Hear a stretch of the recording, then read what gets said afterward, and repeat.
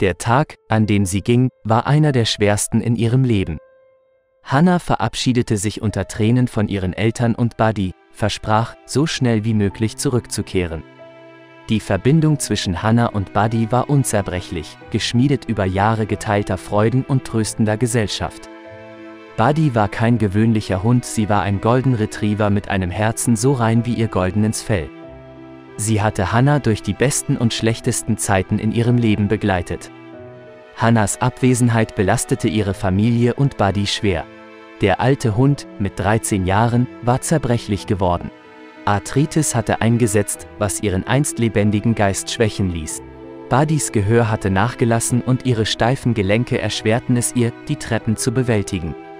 Aber Buddy gab nie die Hoffnung auf, besonders wenn es um die Rückkehr ihrer geliebten Herrin ging.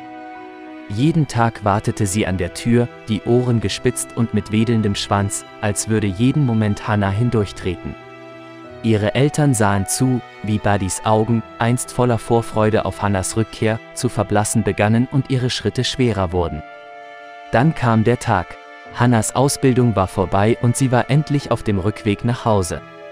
Der Gedanke an die Wiedervereinigung mit Buddy hielt sie während der herausfordernden Monate fern aufrecht. Als sie die Haustür öffnete, schlug ihr Herz vor Aufregung und einer Spur von Besorgnis schneller. Würde Buddy sich an sie erinnern? Würde ihre Verbindung immer noch so stark sein wie zuvor? Buddy, die auf ihrem Lieblingsteppich geschlummert hatte, spürte etwas, bevor sie Hannah überhaupt sah. Ihr Schwanz wedelte langsam, dann schneller, als die Erkennung über sie hereinbrach. Sie sprang mit so viel Energie auf, wie ihr alternder Körper aufbringen konnte, und ihre arthritisgeplagten Glieder trugen sie so schnell, wie sie konnten.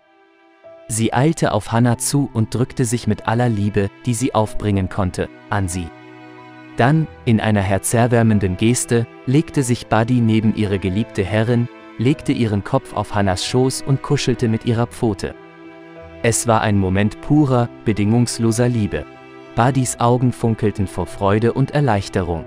Hannah konnte die Feuchtigkeit ihrer Tränen auf Buddys Fell spüren, Tränen des Glücks, die ihren eigenen gleichten. Hannah teilte später die herzerwärmende Veränderung in Buddys Verhalten während ihrer Abwesenheit. Der Hund, einst lethargisch und kämpfend mit Schmerzen, war fröhlich und aktiv geworden. Liebe Freunde, wenn euch das Video gefallen hat, setzt ein Like und abonniert den Kanal.